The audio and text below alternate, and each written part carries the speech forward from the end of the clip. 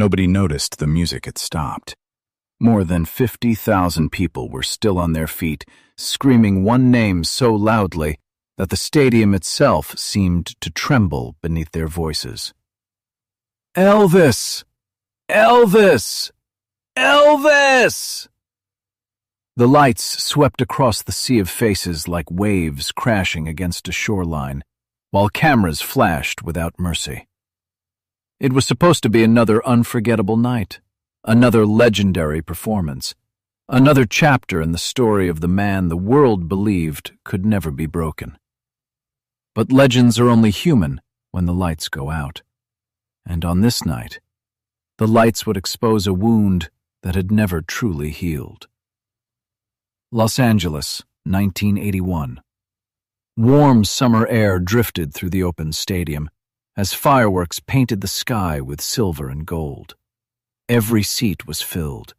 Thousands had traveled across the country just to witness Elvis Presley perform once more. Some had slept in their cars for days.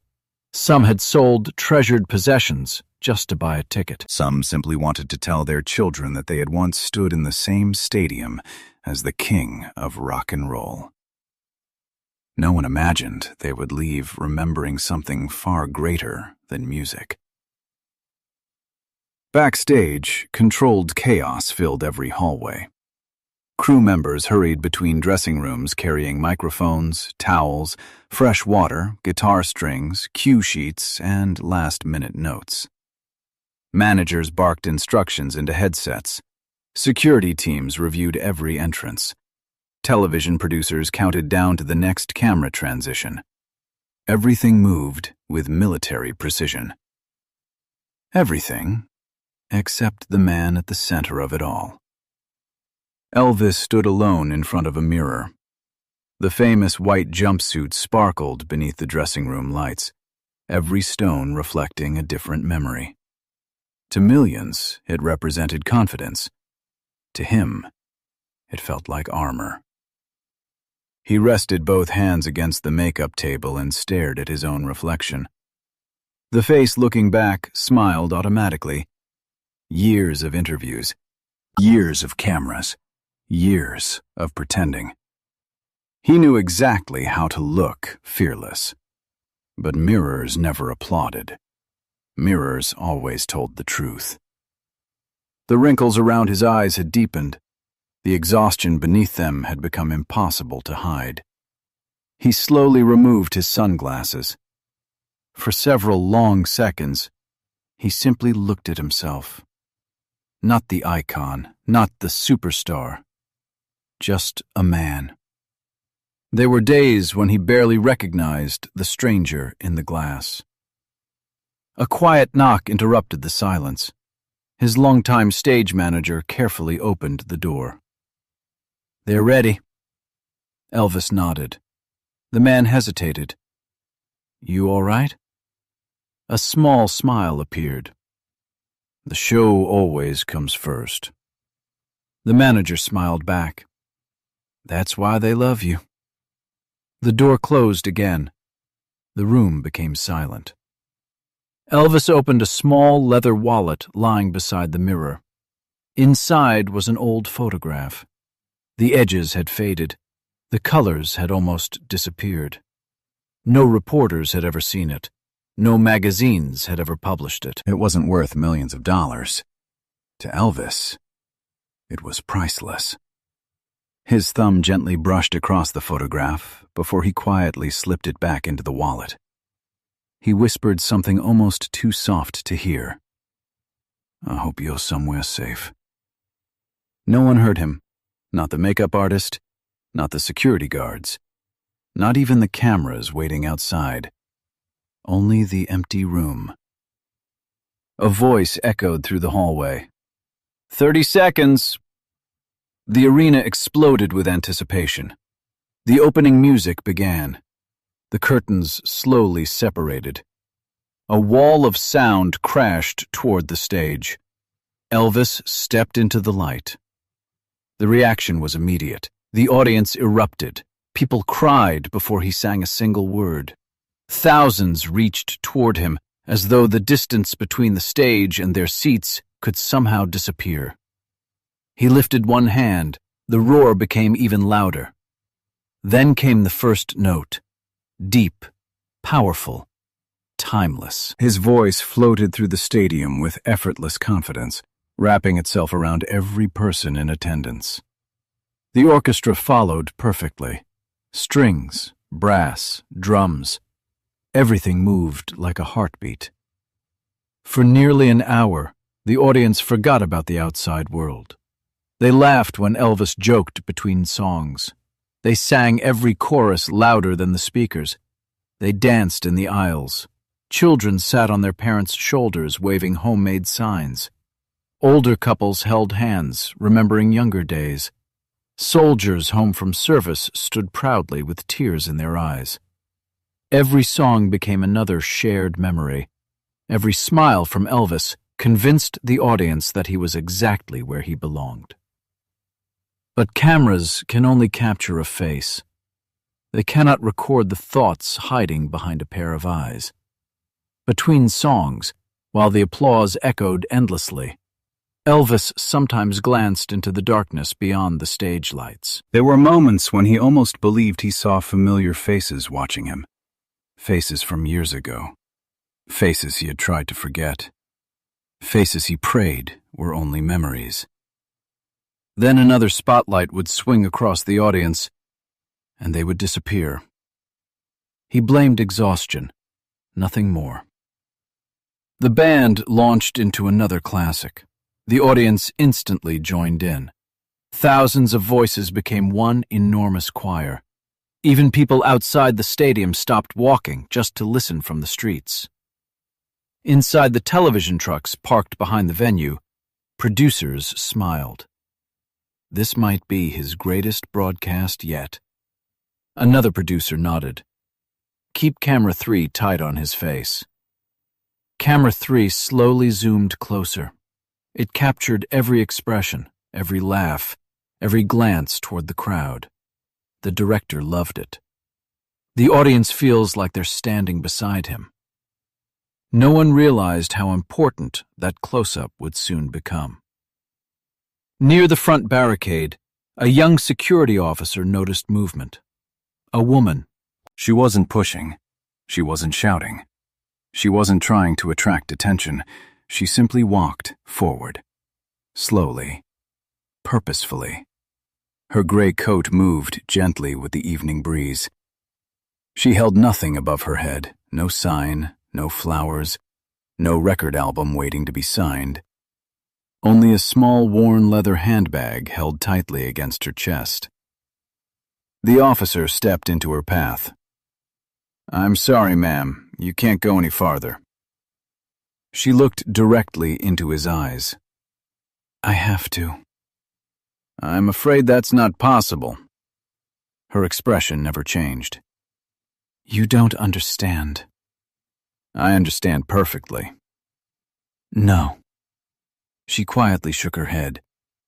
"You don't." Another guard approached. "Escort her back." The woman didn't resist. She didn't argue. She didn't raise her voice. Instead, she reached inside her handbag. Every guard reacted instantly. Hands moved toward radios. Several more officers rushed forward. One grabbed her wrist, another shielded the front row. Musicians noticed the commotion. The drummer looked toward the security line. The guitarist missed a chord. The conductor glanced nervously toward backstage. Something was wrong. Very wrong. The audience slowly realized it too. Conversations stopped. Heads turned. Thousands of eyes followed the movement near the stage. The woman looked neither frightened nor angry. She looked heartbroken, as though she had carried something unimaginably heavy for far too many years. Backstage, producers shouted over their headsets, "Remove her! Cut to the wide camera! Don't let this interrupt the performance!" Security tightened around the stage. The lead officer prepared to escort the woman away. Then, Elvis stopped singing. The orchestra continued for another few notes before realizing he'd fallen silent. One by one, the instruments stopped. The final piano chord echoed through the stadium. Silence followed. Elvis slowly turned toward the disturbance. He watched the guards surrounding the woman. She lifted her eyes. For the first time, their gazes met. Something inside Elvis shifted. He couldn't explain it. He had never seen this woman before. At least, he didn't think he had. Yet the sadness in her eyes felt strangely familiar. Not like the admiration of a fan. Not like the excitement of someone meeting a celebrity. It looked like grief. Years of grief. Elvis raised one hand. The gesture was calm, simple, absolute. Let her come. The guards hesitated. Mr. Presley, it's all right. The officer looked uncertain. Please, Elvis repeated quietly. Let her come. Reluctantly, they stepped aside. A stunned silence spread through the stadium. The woman climbed the steps, one at a time. Every television camera followed her. Every journalist stood. Every photographer pressed the shutter again and again. Click, click, click. She stopped only a few feet away. Neither of them spoke. The entire stadium seemed to hold its breath. She looked into Elvis's eyes for a long moment. Tears slowly gathered beneath hers. Then she stepped closer. Close enough that the microphones could not hear. Close enough that only one man in the world would ever know what she was about to say. She leaned toward his ear and whispered 5 words. Everything changed. The color drained from Elvis's face. His smile vanished. His breathing stopped. The microphone slipped from his trembling fingers and struck the stage with a sharp metallic crack that echoed across the silent stadium. No music, no applause, no screaming. Only 50,000 people watching the most famous entertainer in the world stare into the distance as though the ground beneath him had disappeared. For the first time that night, the king of rock and roll did not look like a legend. He looked like a father who had just heard a truth he had spent decades trying to outrun. And before anyone could understand what had happened, the mysterious woman quietly whispered, "There is something you must hear." No one moved. Not the musicians, not the security guards, not even the television cameramen. It was as if time itself had become afraid to take another step. Elvis stood frozen, his eyes locked on the woman standing before him. She had whispered only a few words, yet those words had reached a place inside him that no song, no applause, and no amount of fame had ever touched. The microphone still lay on the stage floor. Its sharp, metallic echo seemed to linger inside the silent stadium. The audience looked from Elvis to the woman, searching for answers that neither of them seemed ready to give. A stage manager rushed toward Elvis. "Should we stop the broadcast?" Elvis never looked away from the woman. His voice was barely above a whisper. "No." The manager frowned. "But—" "Leave every camera rolling." The words spread through every headset backstage. Every producer exchanged nervous glances. Millions of viewers across the country were still watching live. No one knew what was happening, but everyone could feel that this was no performance. This was something real, something painfully real. The woman slowly extended her hand. "I need you to come with me." Elvis hesitated. Every instinct told him to ask questions. Who was she? How did she know him? What had she whispered? Why did her voice sound as though it carried decades of sorrow? But somehow, deep inside, he already knew that the answers were waiting only a few steps away. Without speaking, he nodded. Together they walked toward the far side of the stage. The orchestra remained perfectly still. The musicians lowered their instruments. No one dared to interrupt. The audience watched in complete silence as the world's greatest entertainer disappeared into a corner of the stage that most fans had never even noticed. There, hidden beneath years of dust and forgotten stage equipment, stood an old, upright piano. Its black paint had faded. Its wooden edges were chipped. It looked as though it belonged to another lifetime. Resting on top of it was a small cassette recorder, old, scratched, covered with a thin layer of dust. Elvis stopped walking. His heartbeat quickened. "I've seen this before." The woman gently nodded. "I know." His eyes narrowed. "How?" Instead of answering, she carefully wiped the dust from the cassette recorder with her sleeve. Her hands trembled, not from fear, from emotion. She looked at Elvis one last time. "What you're about to hear." She paused, struggling to control her voice. "Has been waiting for you for more than 20 years. The stadium remained silent. Even those seated in the highest rows leaned forward, trying to understand what was happening. The woman pressed the play button. For a brief moment, nothing happened. Only the soft hiss of old magnetic tape drifted through the speakers. Static. Silence. Then, a child's voice. Tiny, innocent, fragile. "Dad?" Elvis stopped breathing. The world around him disappeared. "If you ever hear this," the little voice hesitated, "please don't be sad." Elvis instinctively grabbed the edge of the piano to keep himself from falling. His fingers shook uncontrollably. The child's recording continued. "I don't know where you are, but Mom told me that you loved me before you ever saw me."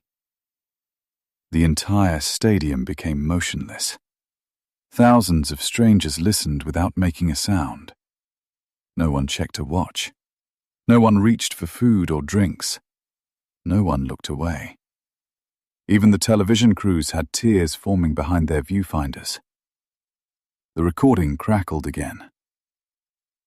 "I always wondered if we liked the same songs." A tiny laugh. "I think we probably do." Elvis closed his eyes. Another memory burst into his mind. A hospital room, bright lights, a newborn crying, a woman smiling through exhausted tears, tiny fingers wrapping around his own. Then, darkness, confusion, phone calls, panic, people telling him it was safer not to ask questions, managers insisting he focus on his career, threats whispered behind closed doors, promises that everything was being handled. And then, nothing. Years of silence, years of wondering, years of convincing himself that hope only created pain. The cassette clicked softly as it reached the next section. The child's voice sounded older now. "I don't blame you." Elvis lowered his head. "I never blamed you." A tear landed on the piano keys, then another. "I always believed that if you knew where I was, you would have come." The words shattered something inside Elvis. He covered his face with both hands. His shoulders began to shake. For decades, the world had seen him laugh, dance, sing, smile. Now, for the first time, they saw him cry without trying to hide it. Not as an entertainer, not as a legend, simply as a father. The audience could hear quiet sobbing spreading through the stadium. Complete strangers reached for one another's hands. Some held their children close. Others embraced husbands, wives, parents, or lifelong friends. No one wanted to face this moment alone.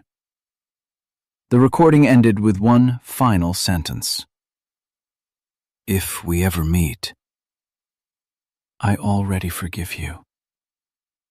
The cassette clicked. Silence returned. The woman gently removed it from the recorder. She held it carefully, as though it were the most valuable object in the world. Elvis slowly looked up. His eyes were red. His voice trembled. "Who are you?"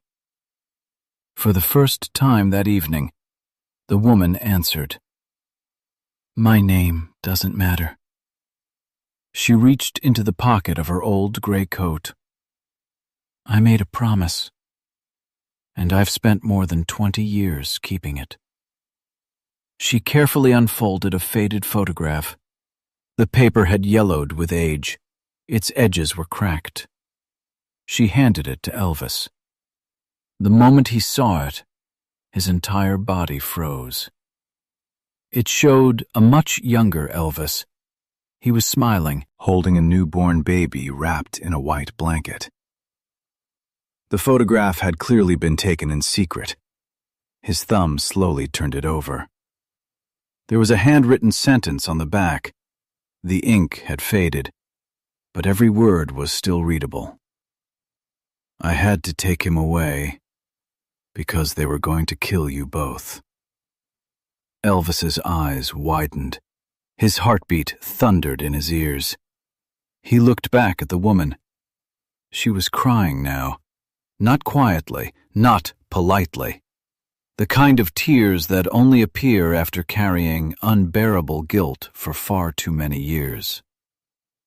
"I never wanted to separate you," she whispered. "I only wanted him to live." Elvis stared at her, unable to speak. Then he asked the only question that still mattered. "Is he alive?" The woman nodded, a slow, gentle, tearful nod. "Yes." The entire stadium inhaled at once. Elvis's lips trembled. His voice almost disappeared. "Where is he?" The woman looked toward the darkness behind the stage. A faint smile broke through her tears. "Closer than you've ever imagined." She slowly raised her hand and motioned toward the shadows beyond the curtain. The lights across the stadium began to dim, one by one, until only a single white spotlight remained, pointing into the darkness. And then a silhouette appeared. Someone was walking toward the light. The entire stadium held its breath. No music, no applause, only the slow sound of footsteps echoing through the darkness. Every spotlight in the arena faded until a single beam of white light remained, illuminating the figure walking toward the stage. No one spoke. Even the television commentators had fallen silent. The man stepped into the light. He looked to be in his early 30s. He wore a simple dark jacket, worn blue jeans, and old leather boots. There was nothing extraordinary about his clothes, but there was something about his face, the shape of his jaw, the way he carried himself, the quiet sadness in his eyes. Thousands of people began whispering at once. "My God, he looks like Elvis." The cameras cut to Elvis. His hands were trembling so violently that he could barely hold the faded photograph. Then they cut back to the stranger. He stopped only a few feet away. For several long seconds, neither man spoke. It felt as though the entire world had stopped turning. The stranger finally smiled. It was not a wide smile, not the smile of someone meeting a celebrity. It was the uncertain smile of a little boy who had spent an entire lifetime wondering what his father's face looked like up close. His voice was calm, soft, almost afraid to break the silence. "I wasn't sure you would recognize me." Elvis tried to answer. No words came. His lips moved. Nothing. Years of applause had taught him how to command a stage, but no amount of fame could prepare a father for this moment. The man slowly reached into his jacket pocket. He removed a small silver guitar pick. Time seemed to freeze once again. Elvis stared at it. His breathing became uneven. He knew that guitar pick. He had given it away decades earlier. On the back, barely visible beneath years of scratches, were two tiny initials he had carved himself. E.P. His fingers slowly reached toward it. The stranger gently placed it in Elvis's shaking hand. "My mother told me you carried this during your first national tour." Elvis closed his hand around the tiny piece of silver. The tears he had been trying to hold back finally escaped, one after another, falling onto the stage beneath his feet. "I searched for you," Elvis whispered, "so many times." "I never stopped." The man nodded. "I know." "You know?" "My mother left me letters." He looked toward the woman standing beside the old piano. "She told me everything when I was old enough to understand." The woman lowered her head, tears running freely down her cheeks. "I wanted to tell you sooner," she whispered. "But there were people who believed your family would always be in danger if the truth came out." She looked directly at Elvis. "I chose to let him hate me, if it meant he would live." Elvis slowly walked toward her. She flinched, expecting anger. Instead, Elvis gently took both of her hands. "You saved him." His voice cracked. "You gave him the chance to grow up." The woman broke down completely. "For more than 20 years, she cried, I asked God to forgive me." Elvis shook his head. "There is nothing to forgive." Then he turned back toward the man. For a long moment they simply looked at one another. The years that had been stolen from them could never be returned. No one could replace the birthdays, the first words, the first steps, the school plays, the holidays, the scraped knees, the late-night conversations. The ordinary moments that make a father and son become family. Those years were gone forever, and both of them knew it. The younger man took one slow step forward. "So," he said with a nervous laugh, "I guess we both waited long enough." He stretched out his hand. The entire stadium watched. Everyone expected Elvis to shake it. Instead, Elvis looked at the outstretched hand for only a heartbeat. Then he pulled the man into his arms. Not carefully, not politely. He embraced him with the desperate strength of a father trying to make up for decades in a single moment. The younger man held him just as tightly. Neither of them cared that millions of people were watching. Neither of them cared about the cameras, or the headlines, or history. For the first time in more than 20 years, they were simply father and son. Across the stadium, people began crying openly.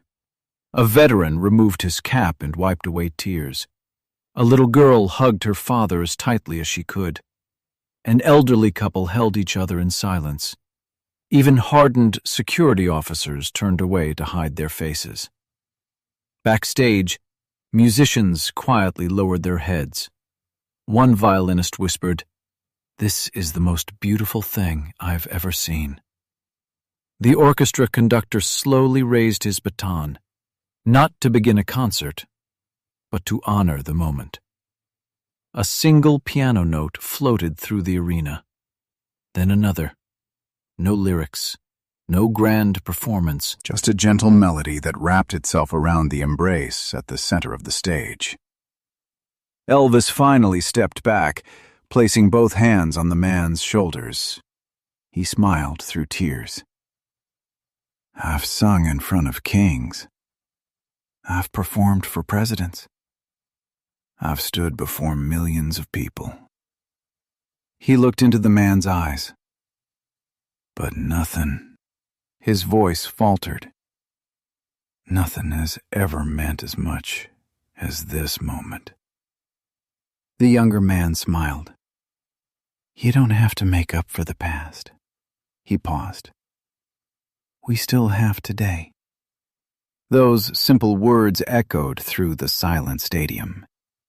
Elvis nodded slowly. "Then let's never lose another day." The crowd rose to its feet, not because anyone asked them to, because they couldn't remain seated. The applause began quietly.